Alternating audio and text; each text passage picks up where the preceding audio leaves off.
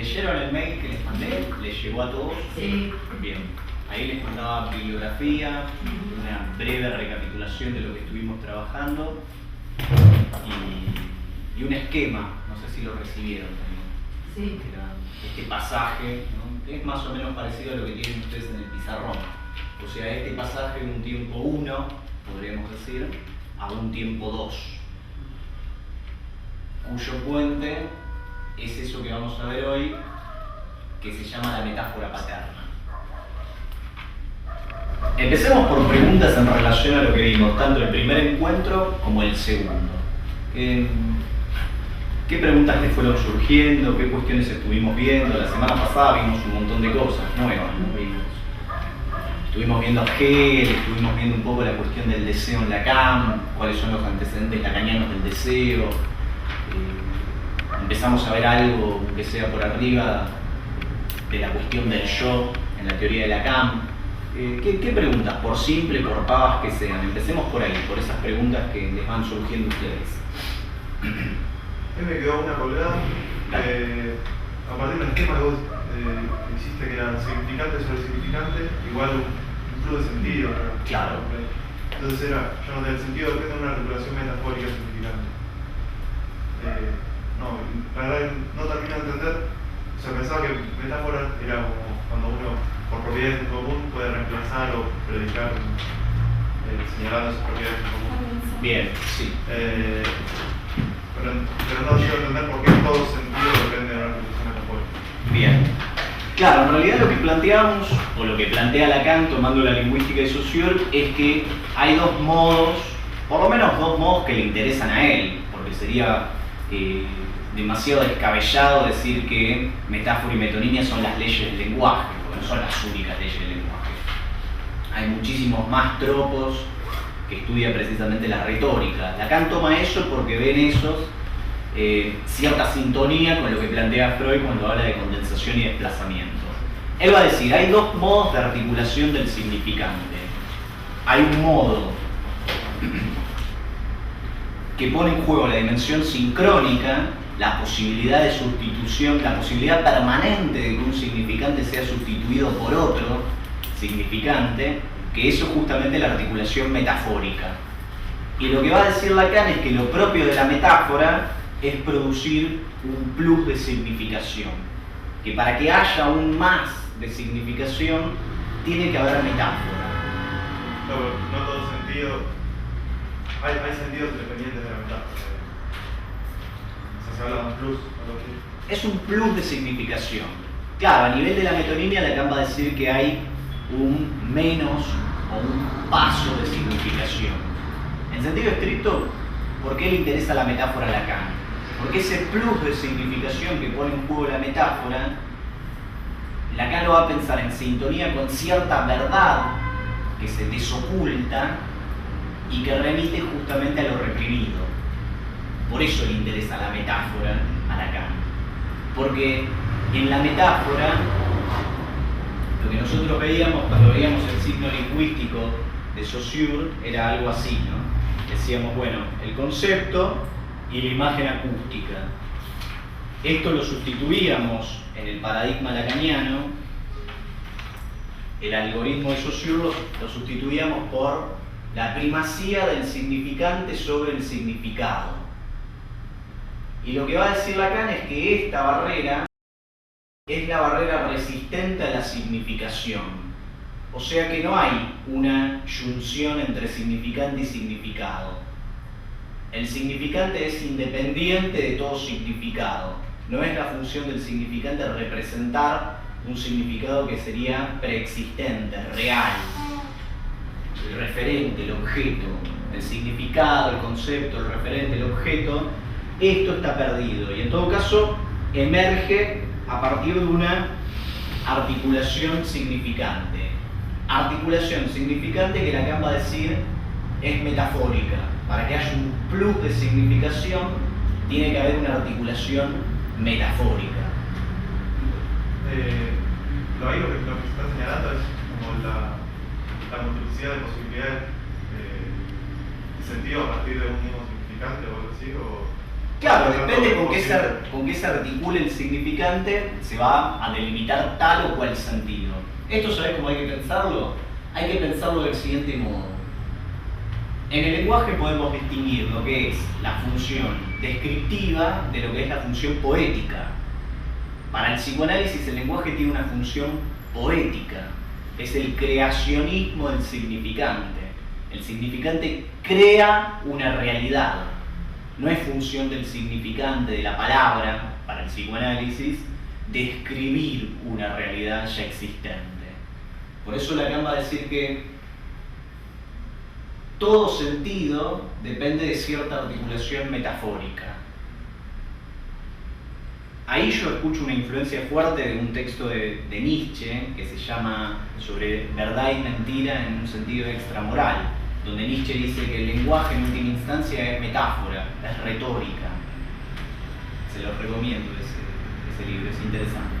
Él dice que en última instancia el lenguaje ya es una metáfora, no es que está describiendo algo que sería real, sino que ya en toda descripción que hacemos estamos metaforizando algo. Como Borges, puede ser también. ¿Como quién? Como Borges, el sofista. Digamos que, por contraposición a Parménides, es como el logos, esta palabra, instituye el ser, no que describe el ser que está ahí, sino que es imposible acercarse si no te hablas del lenguaje. Exactamente. Instituye el ser. Esa es una definición más que interesante. Exacto.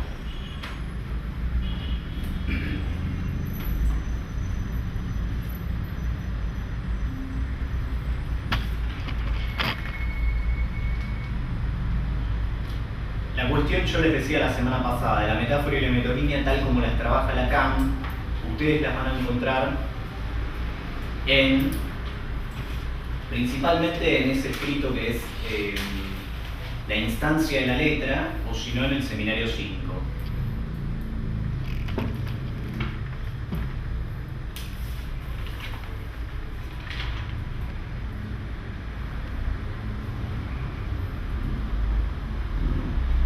En la página 34 del seminario 5 Lacan dice: la metáfora es una función completamente general. Incluso diría que si se concibe el engendramiento, por así decirlo, del mundo del sentido, es por la posibilidad de sustitución. Toda la historia de la lengua, a saber, los cambios de función gracias a los cuales se constituye una lengua, es ahí y en ninguna otra parte donde hemos de encontrarla.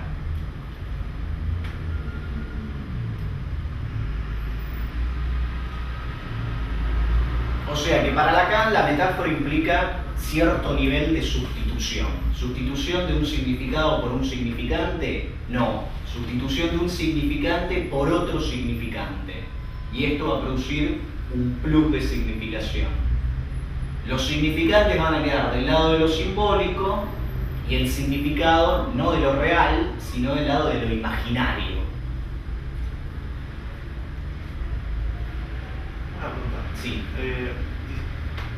¿Existe una distinción entre palabra y lenguaje? Porque creo que en algún lugar leí y no lo entendí. Bien, claro, eso es lo que nos quedó pendiente de la semana pasada. Es la clase 19 del seminario 2 y la nota esta que yo les envié que había publicado en el otro PSI, que es la lectura justamente de esta clase.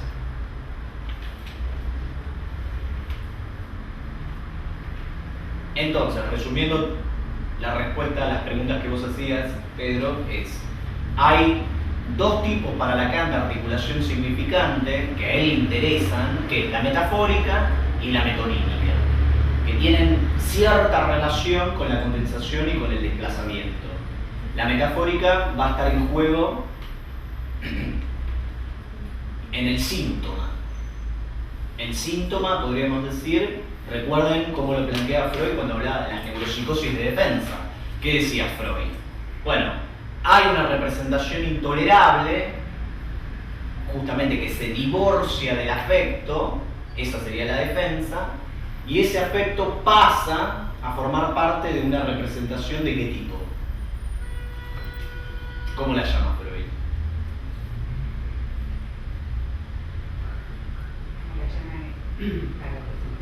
a esa segunda representación que se hace cargo, podríamos decir, del afecto de la primera. Es el síntoma. Claro, es una representación que... ¿Qué más? A ver, ¿quién da más? Es el síntoma, es justamente una representación neurótica, está investida justamente de ese afecto del cual se divorció, ¿no?, de la representación inconciliable o intolerable. Pero ¿qué es? Exactamente, es una representación sustitutiva. Ese es el punto. O sea, el síntoma es una representación sustitutiva, va a decir Freud.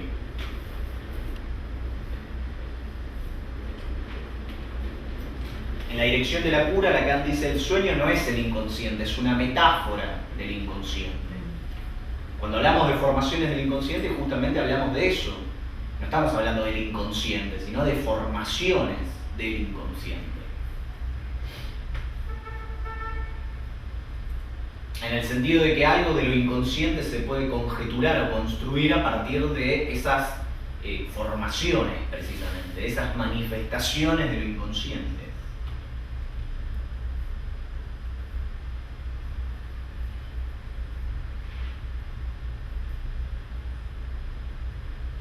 Bien. ¿Pudieron leer algo de esto del seminario 2, de la clase 19, la diferencia entre palabra y lenguaje? ¿Qué entendieron? Si pudieron leer algo. ¿Por qué no hablan los planetas?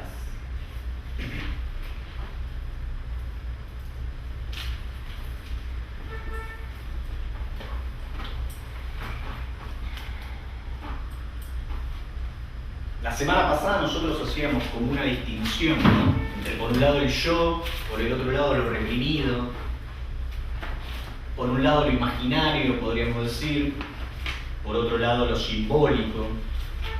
El yo no es el sujeto.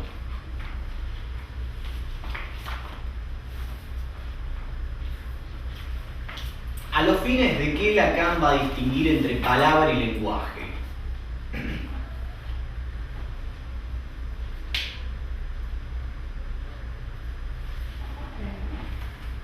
Puedo hacer un pequeño acercamiento, a lo mejor. Dale, en mi sí. percepción. Todo Que suma. palabra es lo que Lacan al principio llamaba como vacía, no sentido significante, que o sea, como que el lenguaje es en tanto se significa, o sea, lo significa un otro. Palabras como que, no sé, no tiene esa significación. Como está vacía de contenido. Creo que pertenece como al tiempo cero, esto de algo que también lo precede al sujeto, al cachorro humano, que dice que en realidad está, bueno, nace en el lenguaje. Claro. Pero bueno, no tengo bien claro cómo se... Bueno, pero ahí quizás, a ver qué más, Sí. qué más han escuchado, qué más leyeron, qué más entendieron. Por lo menos de lo que plantea Lacan en esta clase 19 del seminario 2. ¿Cuál es la diferencia entre, por un lado, el lenguaje, y ahí Lacan va a poner al pequeño otro, él lo llama el otro objetivado, y por otro lado, el gran otro, y la función de la palabra. Palabra es parol, o sea, la función del habla, podríamos decir. Como cuando decimos no cumplió con su palabra, no palabra escrita, sino la palabra hablada. De hecho, bueno, muy al inicio de la clase, Lacan dice, en la función de la palabra, de quién se trata, es del otro, con mayúsculas.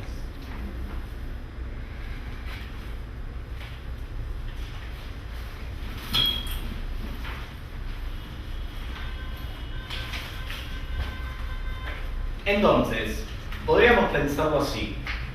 De lo que se trata en el seminario 2, ¿cómo se llama? El yo en la teoría de Freud y en la técnica psicoanalítica. Lo que plantea Lacan en este seminario 2 a lo largo de las distintas clases debe inscribirse en sintonía con lo que nosotros pudimos ubicar principalmente durante el primer encuentro. ¿Qué cosa? Que Lacan representa un retorno polémico, crítico, etc. En ese sentido lo debemos pensar. Cuando Lacan diferencia palabra y lenguaje, implícitamente lo que va a estar diferenciando es la política de la cura, la dirección de la cura. ¿Cuál es la dirección de la cura para Freud? Por eso ustedes van a encontrar en esta clase 19 una famosa frase de Freud que que dice: donde ello era, yo debe advenir. Y ahí Freud, en esa misma conferencia, si no recuerdo mal, la conferencia 32,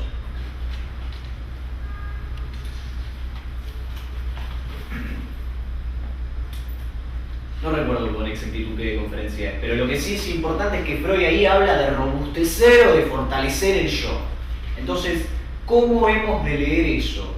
Nosotros venimos hablando un poco de esto, ¿no? Digo, bueno, el yo, el ideal, por un lado la sugestión, y por otro lado la propuesta freudiana en relación a rescatar la vertiente de lo reprimido, del deseo, a poder escuchar el deseo, síntomas, podríamos decir.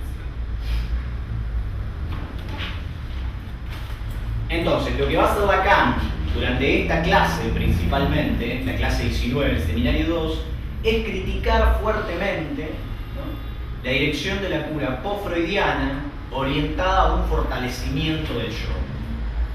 Fortalecer el yo es fortalecer la neurosis, va a decir Lacan. No es justamente escuchar al sujeto. Por eso, este esquema que veíamos, ustedes pueden encontrar, que es el esquema lambda, ¿no?,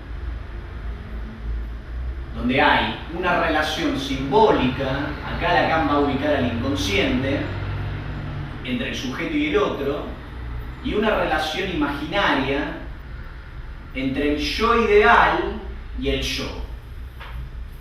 Este es el eje imaginario. Si tuviésemos que ubicar el lenguaje, habría que ubicarlo acá. ¿Por qué? Porque Lacan va a decir que el lenguaje es justamente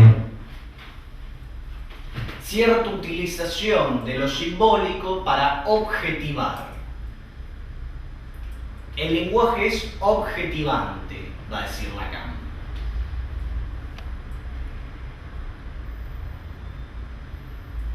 A través del muro del lenguaje define una realidad y esa realidad queda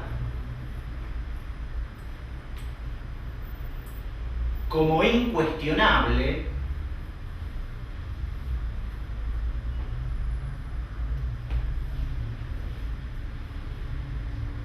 hasta el momento en que surge algo que nos puede sorprender. Otra referencia para entender el lenguaje, piensen con lo que veíamos durante la primera clase, como ese conjunto de enunciados incuestionables. Nosotros hablábamos de moral, de saber, de teoría. Bueno, podríamos decir lenguaje. El lenguaje es justamente como ese conjunto de enunciados sin falta que representan adecuadamente al sujeto.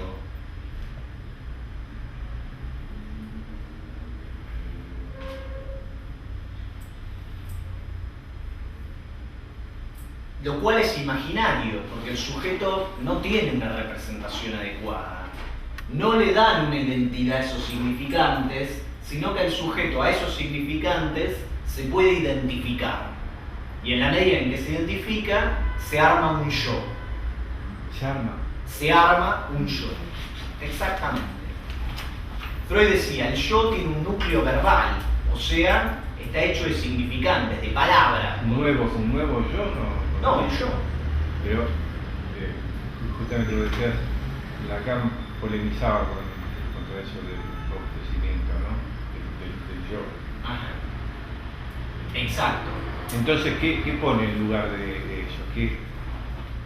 Tal vez lo estoy comentando ahora, pero me estoy perdiendo un poco. ¿Qué pone en lugar de, cómo hace para salir de eso? Bueno, esto que estamos diciendo es justamente la manera que Lacan va... ¿Cómo es? Si lo Sí, te voy a repetir. O en todo caso... ¿Cuál es, digamos, la movida lacaniana para cuestionar la orientación de la cura? Sí. Post-freudiana es un reforzamiento del yo. Decir que el yo no es real, sino que es imaginario. ¿Qué quiere decir que es imaginario? Justamente que el yo es un efecto de la identificación del sujeto con aquel modelo que el ideal propone para ser digno de amor, para ser amable, podríamos decir. Nosotros jugábamos un poco con esto, ¿no? De decir, bueno, el significante de la omnipotencia del otro es Boca, entonces el modelo es Bostero, entonces el sujeto identificándose a Bostero es un bueno o un mal Bostero, o se hace gallina para justamente polemizar con ese ideal, pero esto le da una consistencia ontológica, esto le da un ser.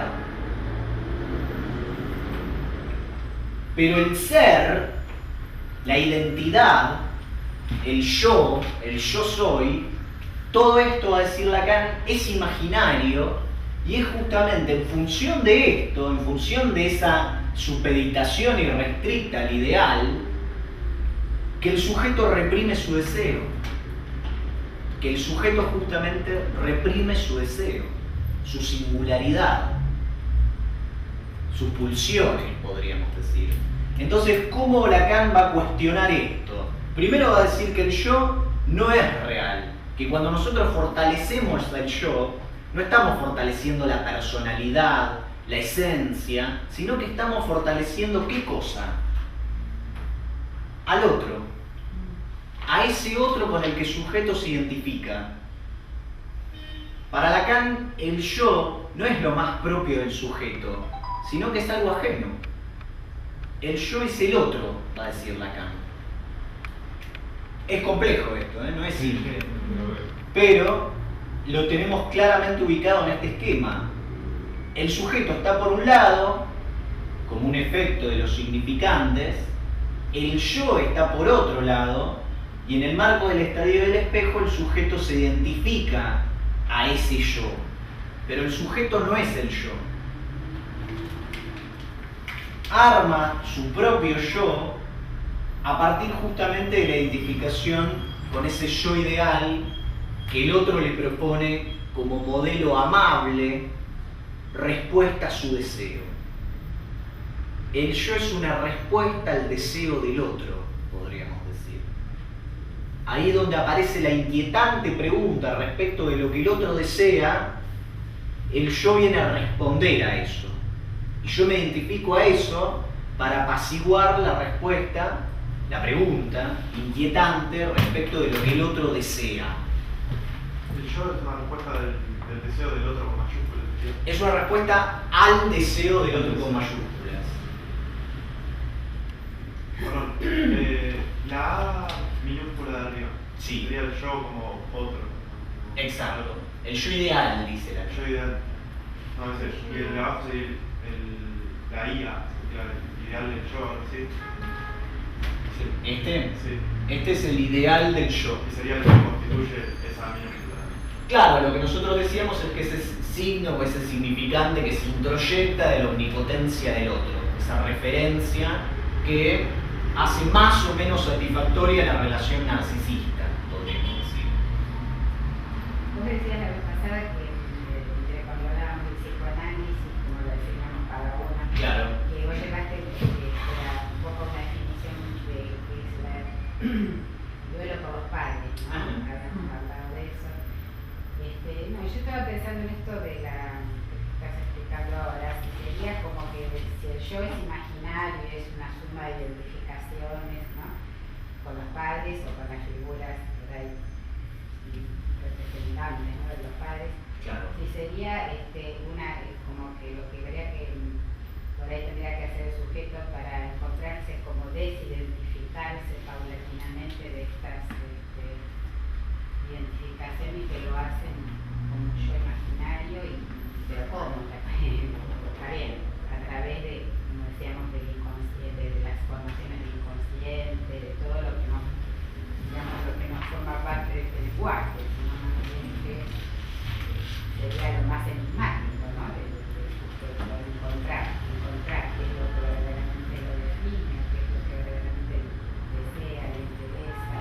Bueno, ahí está el punto, ¿no? Porque justamente esto, que podríamos decir el mundo del espejo, la realidad del sentido común, de lo que todos quieren,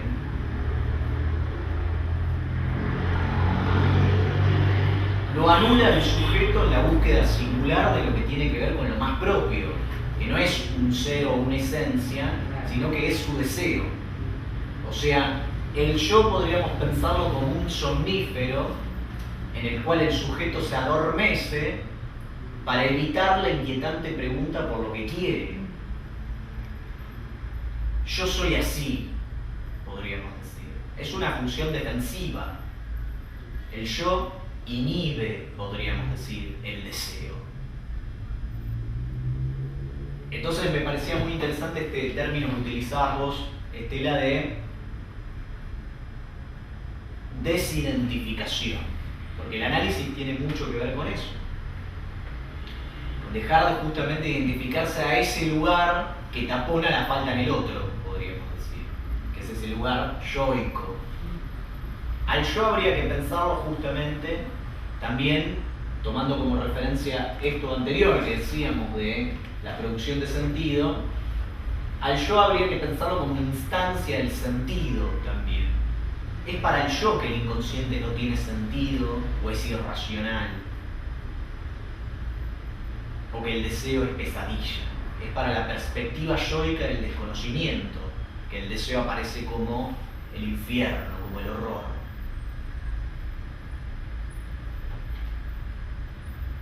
Y que la castración aparece como algo mutilatorio, etc.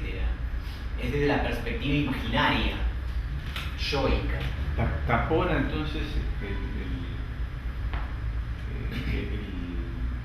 ese lugar del deseo, ¿no? ¿Decís? Yo, y no le da lugar al mensaje del otro, sería al otro grande, Al otro con mayúscula. Sí, podríamos pensar así. Claro, es lo que ubica Lacan acá. Porque de acá podríamos decir vienen sobre determinaciones simbólicas. El inconsciente es el discurso del otro. Lo imaginario, el discurso común, el lenguaje objetivante,